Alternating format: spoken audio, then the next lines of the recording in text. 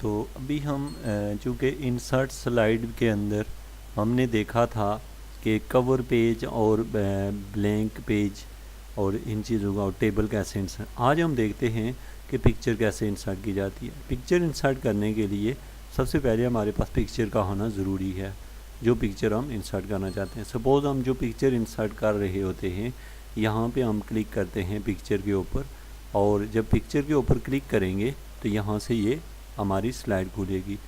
इस स्लाइड में हमारे पास जो कोई भी पिक्चर हम अपलोड करना चाह रहे हैं तो वो पिक्चर यहाँ से लेंगे। और सपोज़ कि हम ये पिक्चर लेना चाह रहे हैं तो इसको हमने इंसर्ट कर लिया। अब पिक्चर यहाँ पर आ गई है। तो अब हम इस पिक्चर का साइज़ और इसके बारे में यहाँ पर इसके डिज़ाइन को चेंजिंग कर सकते हैं। और यही अभी पिक्चर जो है हमारे पास यहाँ पे आ गई है। अब देखें यहाँ पे जो ही हम पिक्चर के ऊपर जाते हैं तो हमारे पास फॉर्मेट की, जो कि हम बाद में फिर इसको डिस्कस करेंगे, ये टूल्स पहले से ही ओपन हो जाती है।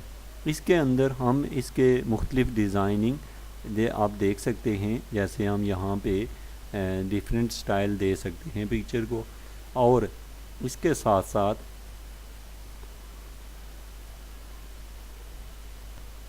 हम पिक्चर में यहाँ से, जैसे ये सर्कल टाइप है, इस तरह का ये देखें, हम ये पिक्चर को अपने मुतल्लिका डिज़ाइन में ला सकते हैं। इसके अलावा हमारे पास इसकी ब्राइटनेस वगैरह को कम या ज़्यादा करने के लिए यहाँ डिफरेंट स्टाइल दिए होते हैं, हम उनको चूज़ कर सकते हैं, जो कि एक बहुत ही बेहतरीन एडिटिंग के लिए इसको हम टूल के तौर पे यूज़ कर सकते हैं।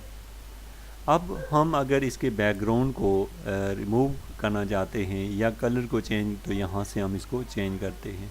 इस स्लाइड पे पहुँच के अगर हम इसकी चेंजिंग को बरकरार रखना चाहते हैं तो कीप चेंज के ऊपर करेंगे, और अगर नहीं तो फिर हम दोबारा से डिस्कार्ड ऑल कर देंगे। अब हमारे पास जो पिक्चर है, पिक्चर में ख़ास करके अगर हम पिक्चर के यहाँ पे पिक्चर को थोड़ा कंप्रेस करना चाह रहे हैं, जैसे कि हमारे पास जो पिक्चर है इसके साइज़ को आप यहाँ पे ऊपर, इसका साइज़ भी ये ऊपर चली गई है, चूँकि अब इसका साइज़ जो है वो थोड़ा फिक्स हो गया है। तो अभी हम इंसर्ट के अंदर पिक्चर टूल के बारे में हमने थोड़ी सी मालूमात हासिल की।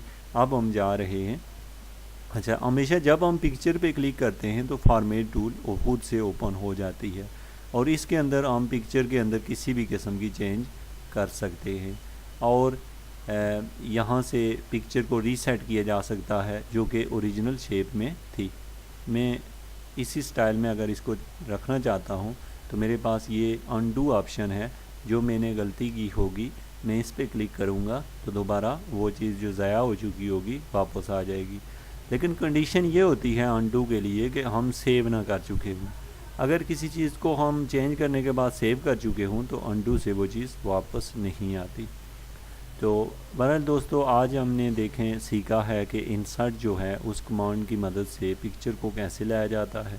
अब हम यहाँ पे क्लिप आर्ट में जाएं अगर, तो क्लिप आर्ट में अगर हम यहाँ पे देखें, कुछ पिक्चर्स ऐसी होती हैं जो माइक्रोसॉफ्ट वर्ड की में इसके अंदर ऐड होती हैं पहले से। सपोज़ कि यहाँ पे हमें कंप्यूटर की पिक्चर चाहिए। अब हमने यहाँ पे कंप्यूटर लिखा, इंटर क्लिक किया या गो पे हमने क्लिक किया, आप देखें यहाँ डिफरेंट कंप्यूटर की पिक्चर्स आ गई हैं। मैं यहाँ पे जो भी पिक्चर इंसर्ट करना चाह रहा हूँ, यहाँ से मैं क्लिक करूँगा तो ये पिक्चर आ गई है। बाकी पिक्चर की डिज़ाइनिंग सेम उसी तरीके से की जाएगी जो कि यहाँ पहले डिस्कस की गई है। अब मैं इंसर्ट पे आपको पिक्चर के बाहर से लाना या फिर कंप्यूटर इसी माइक्रोसॉफ्ट वर्ड के अंदर से ही हम कोई भी पिक्चर ला सकते हैं, जो कि हम यहाँ सर्च फार पे यहाँ पे हम क्लिक करते हैं, ये स्लाइड खुलती है क्लिप आर्ट, और इसमें हम इसको डिज़ाइन। इसी तरीके से किसी पिक्चर में देखें, हम अगर कोई शेप ऐड करना चाह रहे हैं तो यहाँ पे हम शेप को ऐड कर सकते हैं, किसी भी किस्म की शेप को, और उसको डिफरेंट डिज़ाइन भी दे सकते हैं शेप को।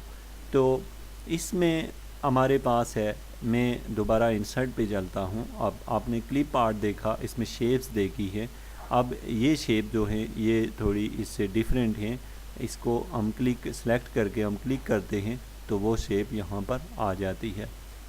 जैसे कि आप केमिस्ट्री के अंदर डिफरेंट स्ट्रक्चर देखते हैं तो आप इस तरह के स्ट्रक्चर वहाँ आपको मिलेंगे। अब हमारे पास यहाँ पे हम अगर चार्ट बनाना चाहते हैं तो सबसे पहले हमें जो दिया हुआ डेटा होगा उस डेटे को हम सिलेक्ट करेंगे और फिर उससे हम चार्ट बनाएंगे।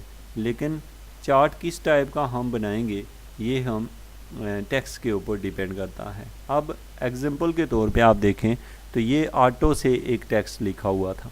ये हम इन चीज़ों को माइक्रोसॉफ्ट एक्सेल के कोर्स में भी इनको स्टडी करेंगे, आप वहाँ से इनको देख सकेंगे। तो ये जो डेटा दिया हुआ था इससे हमने ये चार्ट बना लिया है।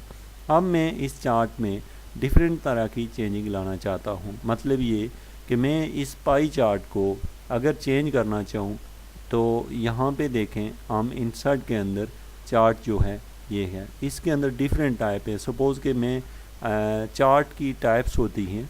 सबसे पहला जो है ये सारा के सारा कॉलम शेप हैं, ये जो नीचे है लाइन शेप हैं, उससे नीचे इसको हम पाई शेप कहते हैं, इससे नीचे ये जो है ये बार्स हैं और ये एरिया है और इस तरीके से सरफेस।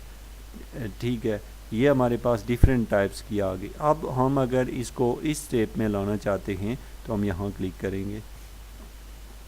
चार्ट आप डिफरेंट टाइप के देखते हैं कि यहाँ क्लिक करके ओके करेंगे।